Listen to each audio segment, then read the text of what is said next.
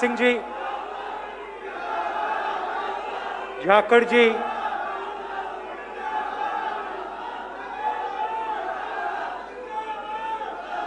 Rawat ji, stage पे Congress party के वरिष्ठ नेता, प्यारे कार्यकर्ता भाइयों और बहनों, प्रेस के हमारे मित्रों, आप सबका यहां बहुत बहुत स्वागत, नमस्कार। 6 साल से नरेंद्र मोदी जी की सरकार है और पिछले 6 सालों में उन्होंने इस देश के गरीबों के लिए, किसानों के लिए, मजदूरों के लिए, छोटे व्यापारियों के लिए कुछ नहीं किया। उल्टा जो गरीबों को मिलता था, किसानों को, मजदूरों को मिलता था, उसको भी छीनने की कोशिश कर रहे हैं और तोड़ने की कोशिश कर रहे हैं। कुछ साल पहले 8 बजे नरेंद्र मोदी टीवी पे आते हैं और कहते हैं काले धन के खिलाफ लड़ाई है। 500 रुपए, 1000 रुपए का नोट रद्द किया। नुकसान किसको हुआ? नुकसान हिंदुस्तान के अरबपतियों को नहीं हुआ। लाइन में अरबपति नहीं खड़े थे, करोड़पति नहीं खड़े थे। लाइन में किसान था, मजदूर था, छोटा दुकानदार था, आम जनता थी, युवा थे, महिलाएं थी। आपने उनको अपना पैसा दिया, अपनी जेब से निकालकर आपने काले धन से लड़ने के लिए बैंक में अपना पैसा डाला, लाखों करोड़ रुपए। आपको कष्ट हुआ और फिर क्या हुआ? काले धन को कोई फर्क नहीं पड़ा। नरेंद्र मोदी जी ने सीधा आपका पैसा लिया और हिंदुस्तान के सबसे अमीर लोगों का 3,50,000 करोड़ रुपए कर्जा माफ किया, सीधा। आपको शायद पता भी नहीं लगा क्योंकि अखबारों ने नहीं लिखा, मगर आपके पैसे से इन लोगों का कर्ज माफ हुआ। उसके बाद नरेंद्र मोदी आते कहते हैं हिंदुस्तान में एक टैक्स होगा, जीएसटी। अजीब सी बात है, प्रधानमंत्री ने कहा था एक टैक्स होगा और आज जीएसटी में 5 टैक्स, 28% तक टैक्स। प्रधानमंत्री ने कहा था टैक्स सिस्टम को सरल करेंगे, हुआ क्या? आज किसी भी छोटे व्यापारी से पूछिए, किसी भी दुकानदार से पूछिए, स्मॉल मीडियम बिजनेस वालों से पूछिए, जीएसटी से क्या हुआ आपको बताएगा। हम खत्म हो गए, हमें बर्बाद कर दिया, और फिर कहेगा आज तक हमें नहीं समझ आई जीएसटी कैसे भरी जाती है, कब भरी जाती है। अब आप देखिए, बड़ा उद्योगपति होता है, उसके पास पैसे की कोई कमी नहीं। उसे 10 अकाउंटेंट चाहिए, 10 मिल जाएंगे। 50 चाहिए, 50 मिल जाएंगे। 100 चाहिए, 100 मिल जाएंगे। 200 तो 200, उसको कोई फर्क नहीं पड़ता। वो आसानी से जीएसटी भर लेते हैं। किसी को रिश्वत देनी है, रिश्वत दे देते हैं। और जो छोटा व्यापारी है, दुकानदार है, वो कहां से अकाउंटेंट लाएगा? हर महीने उसको जीएसटी भरनी पड़ती है, रिश्वत देनी पड़ती है, 5 अलग अलग टैक्स आते हैं, 28% टैक्स है। क्यों किया? क्योंकि नरेंद्र मोदी जी हिंदुस्तान के सबसे बड़े 2-3 उद्योगपति की मदद करना चाहते हैं। इन लोगों के लिए नरेंद्र मोदी रास्ता साफ कर रहे हैं। पहला कदम नोटबंदी, दूसरा कदम जीएसटी, तीसरा कदम कोविड। कोविड में क्या करा? कहा 22 दिन में कोविड के खिलाफ लड़ाई जीती जाएगी। हो गए 22 दिन, जीत गए लड़ाई। अगर 22 दिन में लड़ाई जीती गई तो ये मास्क क्यों पहने सब लोग? अपना चेहरा क्यों छुपा रहे हैं? कोविड आता है, लाखों मजदूर भूखे प्यासे घर जाते हैं। मजदूरों ने मुझे कहा अगर ये 3-4 दिन रुक जाते, हमें बता देते, हम आसानी से घर पहुंच जाते। बिना पूछे इन्होंने सब कुछ बंद कर दिया, हमें खत्म कर दिया, मार दिया, जान से मार दिया। हमने उनसे कहा कि मदद कीजिए, बसों में, ट्रेन में इनको घर भेजिए। दबाव डाला हमने, कुछ नहीं। मोदी जी से हमने कहा छोटे दुकानदारों की मदद कीजिए, स्मॉल मीडियम बिजनेस की मदद कीजिए। ये लोग देश को रोजगार देते हैं, अंबानी और अदानी रोजगार नहीं देते हैं। छोटा व्यापारी, middle size business, small business ये देते हैं, इनको, इनकी रक्षा कीजिए, देश बर्बाद हो जाएगा। कुछ नहीं, एक शब्द नहीं। और कुछ ही दिन बाद सबसे अमीर लोगों का, अदानी का, अंबानी का, इन लोगों का लाखों करोड़ रुपए कर्जा माफ। उनका कर्जा माफ होता है, कहते हैं इंसेंटिव है, इंसेंटिव है। और किसान के बारे में कहते हैं देखो सब्सिडी दी है इनको, उनको इंसेंटिव, आपको सब्सिडी। काम आप करते हो, खून पसीना आप देते हो, और आपका पैसा उनको। और अब कोविड के बीच हर व्यक्ति के घर में कोई ना कोई बीमार, और ये 3 कानून लाए हैं। आप सोचिए ये 3 कानून आज क्यों लाए? कोविड के समय किसान को, खेत मजदूर को, छोटे व्यापारी को क्यों मारने की कोशिश हो रही है? 6 महीने क्यों नहीं रुके?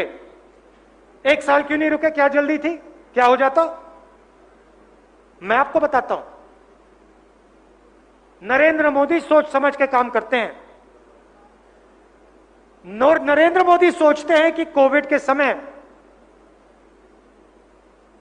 अगर किसान और मजदूर के पैर में कुल्हाड़ी मारी तो कोविड के समय यह किसान और मजदूर खड़ा नहीं हो पाएगा, लड़ नहीं पाएगा, नारे नहीं लगा पाएगा, प्रोटेस्ट नहीं कर पाएगा, आंदोलन नहीं चला पाएगा। इसीलिए कोविड के समय इन्होंने ही काम किया है। नहीं तो 6 महीने रुक जाते। मगर इनको हिंदुस्तान का किसान नहीं मालूम, उसकी शक्ति नहीं मालूम। और अब हम किसान की शक्ति नरेंद्र मोदी को दिखाने जा रहे हैं। हम दिखाएंगे, किसान के साथ खड़े होकर हम दिखाएंगे, पूरा हिंदुस्तान दिखाएगा कि किसान में कितना दम है, खेत मजदूर में कितना दम है, छोटे व्यापारी में कितना दम। मोदी जी कहते हैं, मोदी जी कहते हैं देखो किसान अपना माल कहीं भी बेच पाएगा। ठीक है, मुझे एक बात समझा दीजिए, ये जो आपके खेतों के पास सड़कें जाती हैं, ये किस पैसे से बनती है? ये मंडी टैक्स से बनती हैं। सही बात, मंडी के पैसे से ये बनती हैं। जो किसान अपना माल, गेहूं, गन्ना सब्जी ले जाता है, वो सड़क कौन बनाता है? वो सड़क क्या अंबानी ने बनाई? वो अदानी ने बनाई क्या? वो सड़क मंडी टैक्स से बनती है। अब आप मुझे समझाइए, अगर आपने मंडी खत्म कर दी तो सड़क कैसे बनेगी? सड़क कैसे बनेगी? किसान अपना माल कैसे ले जाएगा? क्या वो सड़क अंबानी अदानी बनाएंगे? मुझे दिखा दो, एक उदाहरण दिखा दो जहां अंबानी ने या अदानी ने किसी गांव के पास रोड बनाई हो, मुझे दिखा दो, हिंदुस्तान में दिखा दो। और अगर बनाएंगे तो टोल लगाएंगे। और नरेंद्र मोदी कहते हैं किसान अपना माल कहीं भी खरीद बेच सके। यह सिस्टम है भाइयों और बहनों। जैसे चेन होती है, एक चेन है, एमएसपी, मंडी, प्रोक्योरमेंट का सिस्टम, यह एक चेन है। इस चेन को आपने कहीं भी तोड़ दिया तो पूरी की पूरी चेन खत्म हो जाएगी। और आज अगर किसान जिंदा है तो ये जो ढांचा है, जो चेन है, इसके कारण जिंदा है। ये चेन किसने बनाई? कांग्रेस पार्टी ने बनाई। और मैं ये भी कहता हूं कि चेन में कमी है। मैं ये नहीं कह रहा हूं कि चेन बिल्कुल ठीक है, बहुत बढ़िया है, नहीं, कमी है। मंडियों में कमी है, कम मंडी है, इंफ्रास्ट्रक्चर में कमी है, और साइलोज होने चाहिए, सड़कें अच्छी होनी चाहिए, बिल्कुल होना चाहिए। तो फिर नरेंद्र मोदी जी को सिस्टम को और बेहतर करना चाहिए। आपको लगता है कि किसान माल नहीं बेच पा रहा है तो 100 के बजाय हजार मंडी कर दीजिए, उसके गांव के बिल्कुल पास मंडी लगा दीजिए। मंडी क्यों? क्योंकि जब किसान मंडी में जाता है उसको ऑप्शन मिलता है, उसके पास अलग अलग व्यापारी होते हैं, एक के पास जाता है, दूसरे के पास जा सकता है, तीसरे के पास जा सकता है। अगर मंडी गायब हो जाएगी तो आपको बहुत सारे व्यापारी नहीं मिलेंगे, आपको पूरे हिंदुस्तान में 2 लोग मिलेंगे। 2 लोग मिलेंगे, एक तरफ अंबानी, दूसरी तरफ अदानी। चुन लेना आप अदानी को बेचना चाहते हो तो इस साइड, अंबानी को बेचना चाहते हो इस साइड। और याद रखना, जब आपने अंबानी से खरीदी, जब आपने अंबानी को अपना गेहूं बेचा, उसने आपसे माल खरीदा,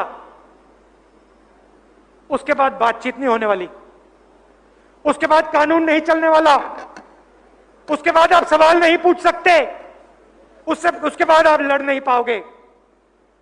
बंबई में रहता है, गुजरात में रहते हैं, आपके पास कोई रास्ता नहीं मिलेगा। मैं यहां किसानों के लिए, सिर्फ किसानों के लिए नहीं खड़ा हूं, मैं सिर्फ मजदूरों के लिए नहीं खड़ा हूं, मैं छोटे व्यापारियों के सिर्फ नहीं खड़ा हूं। मैं जानता हूं कि अगर यह भोजन का सिस्टम नरेंद्र मोदी ने तोड़ दिया और अंबानी और अदानी के हवाले कर दिया तो सिर्फ किसान नहीं, सिर्फ मजदूर नहीं, सिर्फ छोटा व्यापारी नहीं, पूरा हिंदुस्तान गुलाम हो जाएगा। जनता सोचती है किसान का मुद्दा है,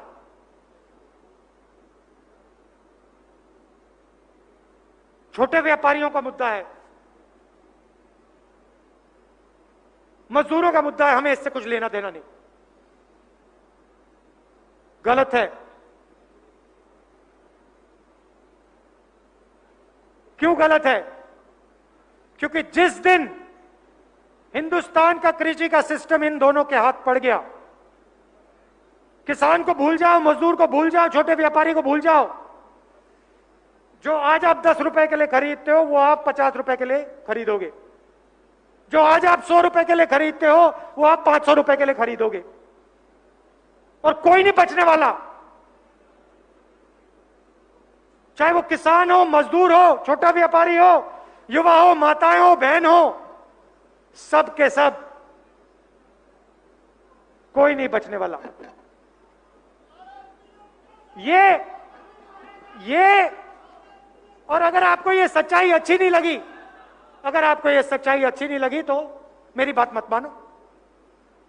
कहो कि राहुल गांधी गलत बोल रहा है, वो भी मैं मान लूंगा, मगर मेरी जिम्मेदारी बनती है कि मैं आपको सच्चाई बता दूं। आपको सच्चाई अच्छी नहीं लगी, ठीक है, कुछ मत करो, मगर याद रखना जो मैंने कहा, 2-3 साल बाद याद रखना, हिंदुस्तान के किसानों, मजदूरों, छोटे व्यापारियों, और जब आप गुलाम बनोगे, याद रखना, राहुल गांधी आया था पंजाब में, बोला था उसने हमें, अभी मानने की कोई जरूरत नहीं, कोई जरूरत नहीं, मत मानो,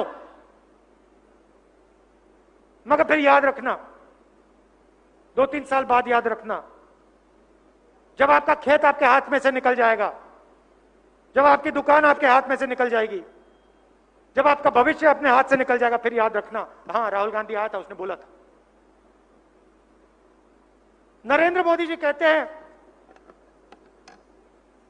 मंडी को हटा दिया जाएगा। हिंदुस्तान में कितनी मंडियां हैं? हजारों मंडियां हैं। कितने हैं? 7,000 मंडी। मंडियों में किसान जाते हैं, छोटे व्यापारी होते हैं, मजदूर काम करते हैं, लोडर्स होते हैं, लाखों लोग इन मंडियों में काम करते हैं।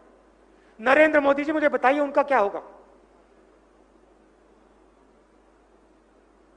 क्या अदानी और अंबानी और आप मिलकर उनको रोजगार देंगे?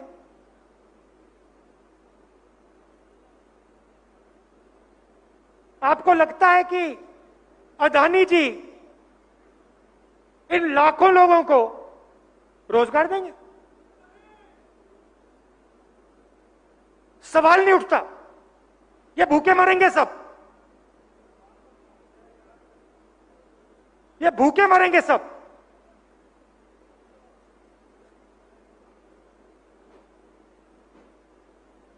आपने छोटे बिजनेस को उड़ा दिया, दुकानदारों को खत्म कर दिया, मिडिल साइज बिजनेस को खत्म कर दिया। रोजगार देश को कौन देता है? ये लोग देते हैं।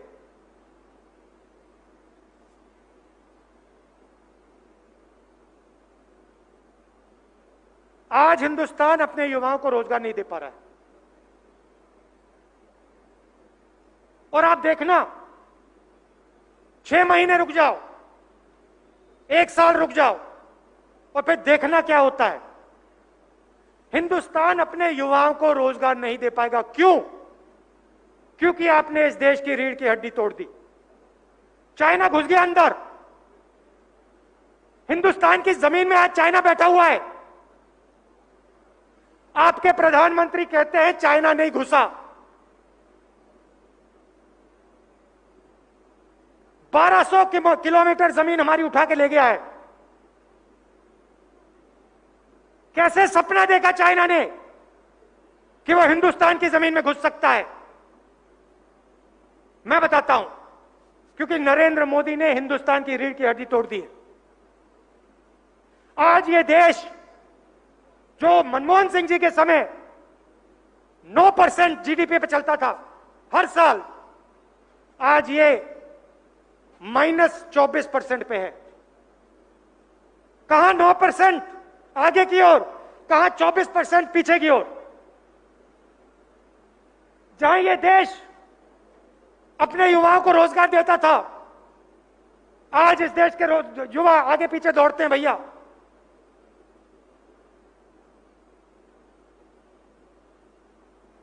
नरेंद्र मोदी जी ने अपने मित्रों की मदद करने के लिए इस देश को नष्ट कर दिया है। अभी जनता को बात समझ नहीं आई, अभी ठहरिए, अभी थोड़ा ठहरिए, सब कुछ साफ हो जाएगा। यह देश अपने युवाओं को रोजगार नहीं दे पाएगा, किसान अपने बच्चों को खाना नहीं खिला पाएगा, और चाइना वहां रुकने वाला नहीं है। चाइना समझ गया है कि नरेंद्र मोदी ने हिंदुस्तान को कमजोर कर दिया है, इसीलिए वो चाइना हिंदुस्तान की जमीन में खड़ा हुआ बैठा है। इसीलिए हमारे जवान 20 जवान शहीद हुए, 20 जवान शहीद हुए। हमारा प्रधानमंत्री कहता है चाइना के लोग इस देश में नहीं आए, तो 20 जवान क्यों शहीद हुए? किसने मारा उनको? किसकी जमीन में थे हमारे जवान? चाइना में थे क्या वो? हिंदुस्तान में थे। तो हिंदुस्तान में थे तो किसने मारा उनको? हमारे 20 लोग कैसे मरे? प्रधानमंत्री कहते हैं हिंदुस्तान के अंदर, हमारी जमीन के अंदर कोई नहीं। किसान से कहते हैं पूरे हिंदुस्तान में अपना माल बेच पाओगे। देश से कहते हैं काले धन के खिलाफ लड़ाई है। छोटे दुकानदार से कहते हैं जीएसटी लो, और अंत में पूरा का पूरा पैसा इन दो लोगों को। ले अंबानी जी, ले अदानी जी, ले अंबानी जी, ले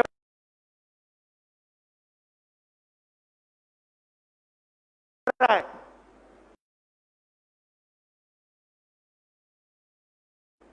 और 24 घंटा ये प्रेस में बैठे हैं, खड़े 24 घंटा ये उनका काम करते हैं। इनकी गलती नहीं है, मैं इनको गलती नहीं दे रहा हूं। इनका कंट्रोलर किसी और के हाथ में है। ये बेचारे काम करना चाहते हैं मगर इनका कंट्रोलर इनके हाथ में नहीं है। इनका कंट्रोलर उन्हीं लोगों के हाथ में है जो आपका खेत छीनना चाहते हैं, उन्हीं के हाथ में है। और इसीलिए आपको टेलीविजन पे ना अमरिंदर सिंह जी दिखेंगे, ना राहुल गांधी दिखेगा, ना गडकरी जी दिखेंगे,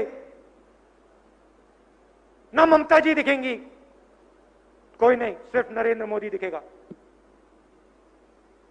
ये आपके देश की, हमारे देश की हालत है, ये हिंदुस्तान की हालत है। और देखिए सच्चाई से कोई नहीं बचता। अगर देश को आंख बंद करनी है, सही बात, कर लो बंद। किसान को आंख बंद कर लिए, सही बात, कर लो बंद। मगर याद रखना, गुरु नानक ने जो कहा था, सच्चाई आपके सामने आएगी, सच्चाई से आप नहीं बच सकते। कभी ना कभी आपके सामने, चेहरे के सामने सच्चाई आएगी और आपको सच्चाई का सामना करना पड़ेगा। हमको सच्चाई का सामना करना पड़ेगा। गुरु नानक ने कहा था अभी आज सच्चाई का सामना करो। इसलिए वो आपके गुरु हैं, इसलिए उन्होंने हमें रास्ता दिखाया कि वो सच्चाई से नहीं डरते थे। सीधा जो था वो कह देते थे, चाहे कुछ भी हो जाए। और ये हिंदुस्तान का और पंजाब का ये इतिहास है। हजारों साल से आप नहीं डरे। जब आपने सच्चाई देखी, आपने उसको माना। यह रास्ता आपके गुरुओं ने आपको दिखाया। इस रास्ते पर आपको चलना ही होगा। इस रास्ते से आप उतर नहीं सकते। यह आपका धर्म है, यह आपके संस्कार हैं, यह आपका इतिहास है। यह मैं आपको बताने आया था। आप देश की रीढ़ की हड्डी हो, आप भूलो मत। कोई साधारण लोग नहीं हो आप लोग। आप इस देश की रीढ़ की हड्डी हो। आप लोगों ने, बाकी प्रदेशों ने नहीं, आप लोगों ने, पंजाब ने इस देश को भोजन दिया। जब यह देश भूख से मरता था तब पंजाब की जनता खड़ी हुई। पंजाब की जनता ने कहा हम हिंदुस्तान को भोजन देंगे। ओडिशा ने नहीं कहा था, मणिपुर, मेघालय ने नहीं कहा था, उन्होंने दूसरे काम किए। मगर पंजाब ने कहा हम इस देश की रक्षा करेंगे, हम इस देश की इज्जत की रक्षा करेंगे और हम इस देश को भोजन देंगे। शायद शायद शायद ये जनरेशन जो है, शायद ये जनरेशन भूल गई, शायद ये जनरेशन भूल गई, मैं सच बोलता हूं, शायद आज की जनरेशन ने वो भूल गई। पैसा आ गया, रास्ते खुल गए, मगर ये जो आपके माता पिता थे, उनके जो माता पिता थे, वो नहीं भूले थे। उन्होंने कहा था हिंदुस्तान को भोजन की जरूरत है, हम भोजन देंगे, मर जाएंगे, मिट जाएंगे, मगर भोजन देंगे। और आज ये प्रधानमंत्री जी आपसे आपका हक छीनते हैं अंबानी को देने के लिए, अदानी को देने के लिए, और आप शांत बैठे हो। हरियाणा शांत बैठा है। मुझे बात समझ नहीं आ रही है, कैसे हो सकता है कि पंजाब के लोग, बब्बर शेर, गुरु के लोग देखते ही रह जाएंगे, उनकी जमीन छीनी जाए, उनका धन छीना जाए, उनका भविष्य छीना जाए, पंजाब के लोग देखते रहेंगे क्योंकि प्रधानमंत्री अब अदानी और अंबानी को पैसा देना चाहता है। क्या हो गया आप लोगों को? नहीं, ठहरो, आप लोगों को एक साथ खड़ा होना चाहिए। सिर्फ पंजाब को नहीं, पंजाब को, हरियाणा को, मध्य प्रदेश को, महाराष्ट्र को, गुजरात को, सबको खड़ा हो जाना चाहिए और कहना चाहिए नहीं, हम मानने को तैयार नहीं है। आप हमारी जमीन नहीं ले सकते हो, आप हमारा भविष्य नहीं ले सकते हो, हम नहीं लेने देंगे। देखो दिखेंगे क्या कर सकते हो। यह मैं आपसे कहना चाहता था और यह भी कहना चाहता हूं, मैं आपके साथ खड़ा हूं, मुझे कोई फर्क नहीं पड़ता, मैं नहीं डरता इन लोगों से। जो भी आप मुझसे चाहते हो मैं देने को तैयार हूं। आप सबका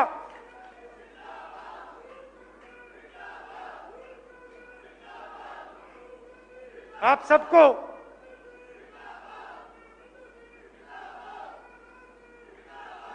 भैया शांत हो जाए। आप सबको मैं दिल से धन्यवाद करना चाहता हूं और मैं जानता हूं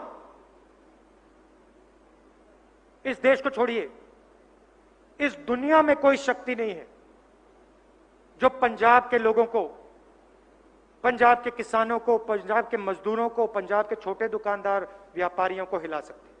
मैं जानता हूं कोई भी तूफान आ जाए, आंधी आ जाए, मगर पंजाब को कोई नहीं हिला सकता। मैं जानता हूं। आप सबका दिल से बहुत बहुत धन्यवाद। नमस्कार, जय हिंद।